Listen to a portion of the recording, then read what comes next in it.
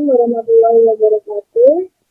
Perkenalkan kami dari kelas manajemen B angkatan 2019 dari kelompok 11 akan mempresentasikan tentang pengembangan sumber daya manusia. Oke. Kita masuk ke poin yang pertama, yaitu arti dan pentingnya pengembangan sumber daya manusia. Pengembangan SDM dapat diartikan sebagai sebuah aktivitas yang dilakukan oleh suatu perusahaan atau organisasi dalam waktu tertentu untuk meningkatkan keterampilan dan keahlian sumber daya manusia. Tujuan dari pengembangan sumber daya manusia ini agar bisa melahirkan perubahan sikap karyawan yang positif. Selanjutnya, pengembangan sumber daya manusia melalui pendidikan dan pelatihan. Strategi pengembangan SDM merupakan perencanaan bagaimana kualitas dari SDM yang dimiliki mampu berkembang ke arah yang lebih baik, meningkatkan kemampuan kerja, skill dan memiliki loyalitas yang baik terhadap organisasi atau perusahaan. Selanjutnya, beberapa cara yang dapat dilakukan sebagai upaya strategi pengembangan SDM antara lain ada poin, yaitu memberikan kesempatan kepada pegawai untuk mengembangkan ide. Yang kedua ada pemberian reward. Yang ketiga ada mengupayakan berbagai pelatihan. Yang selanjutnya yaitu tujuan pengembangan sumber daya manusia. Yang pertama adalah mengurangi dan menghilangkan kinerja yang buruk. Yang kedua meningkatkan produktivitas. Yang ketiga ada meningkatkan fleksibilitas dari angkatan kerja. Poin selanjutnya yaitu ada promosi dan mutasi.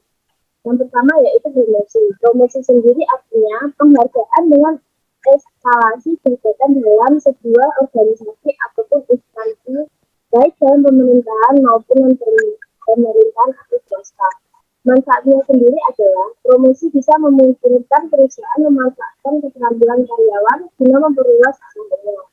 Yang kedua ada promosi bisa mendorong tercapainya kinerja karyawan yang baik, dan yang ketiga terdapat korelasi signifikan antara peluang untuk eskalasi pangkat dan tingkat kepuasan kerja.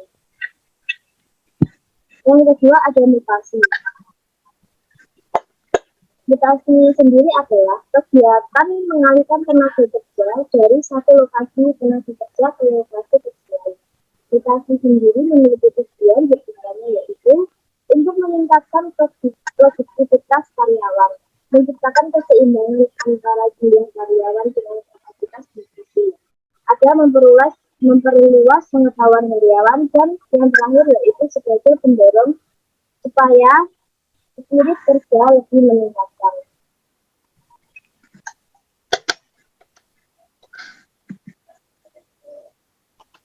Untuk poin selanjutnya akan dijelaskan oleh rekan saya, yaitu ya, silakan. Pengembangan dan pembinaan karir. Pengembangan karir adalah suatu proses yang dilakukan oleh perusahaan untuk melakukan perubahan status, posisi, atau kedudukan karyawan di suatu perusahaan. Dalam proses pengembangan karir terdapat 3 pihak yang berperan, yaitu 1. Individu atau karyawan itu sendiri, 2. Manajer, 3. Perusahaan.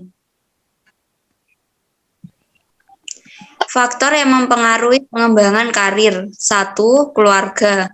Misalnya harus bekerja di kota yang sama, tidak boleh tinggal sendiri, harus memiliki karir dengan benefit asuransi yang bisa menopang keluarga.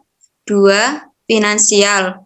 Banyak kelompok karyawan yang merencanakan karirnya karena didorong kebutuhan finansial. Artinya, HRD harus mempertimbangkan juga kompensasi dan benefit yang mengikuti jabatan yang tersedia.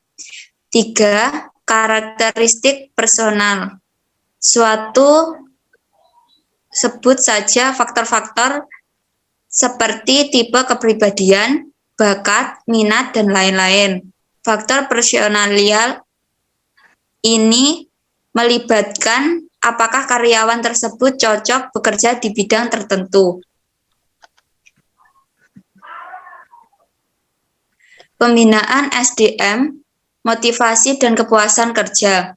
Motivasi kerja adalah dorongan yang tumbuh dalam diri seseorang, baik yang berasal dari dalam dan luar dirinya, untuk melakukan suatu pekerjaan dengan semangat tinggi menggunakan semua kemampuan dan keterampilan yang dimilikinya. Faktor-faktor yang mempengaruhi motivasi kerja. 1. Faktor kebutuhan manusia. 2. Faktor kompensasi. 3. Faktor komunikasi. 4. Faktor kepemimpinan. 5. Faktor pelatihan. Dan yang terakhir, faktor presentasi.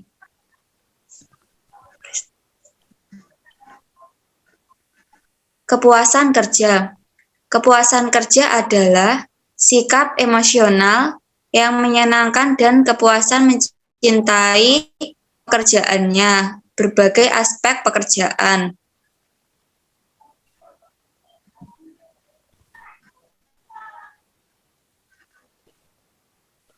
Yang selanjutnya, faktor mempengaruhi kepuasan kerja. 1. Faktor psikologis. 2. Faktor sosial. 3. Faktor fisik. Dan yang terakhir, faktor finansial.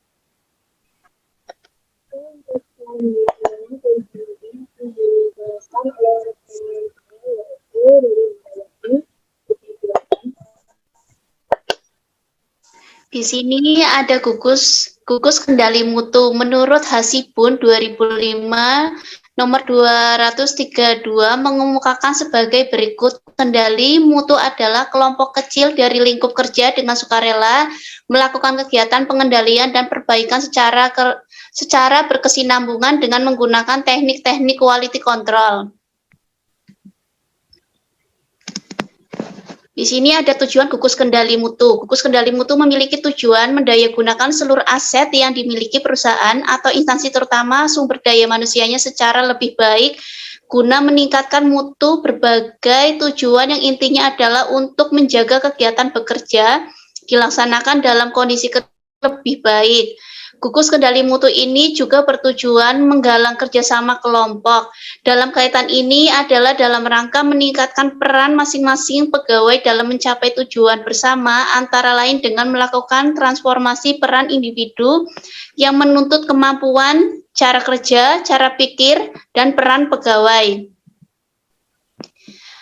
Ada manfaat gugus kendali mutu. Bagi organisasi adalah 1. Saran untuk meningkatkan produktivitas. 2. Kualitas hasil kerja, pelayanan, dan jasa menjadi lebih baik. 3. Membangkitkan semangat dan mengembangkan rasa memiliki, bertanggung jawab, dan selalu mawas diri dari seluruh karyawan. 4. Mengurangi kesalahan serta memperbaiki mutu. Bagi karyawan sendiri ada 1. Adanya perbaikan diri karyawan serta usaha untuk mawas diri. 2. Adanya kesempatan melatih kemampuan berkomunikasi dan berpartisipasi dalam kelompok. 3. Peningkatan kreativitas dan mempertinggi penggunaan teknik-teknik pengendalian mutu. 4. Adanya peningkatan kesadaran akan mutu serta pola berpikir yang kritis. Untuk perusahaan, 1. Adanya pengembangan perusahaan melalui sumbangan ide untuk perbaikan-perbaikannya. 2. Adanya perbaikan dan kemajuan dalam hubungan harmonis antara karyawan dalam perusahaan.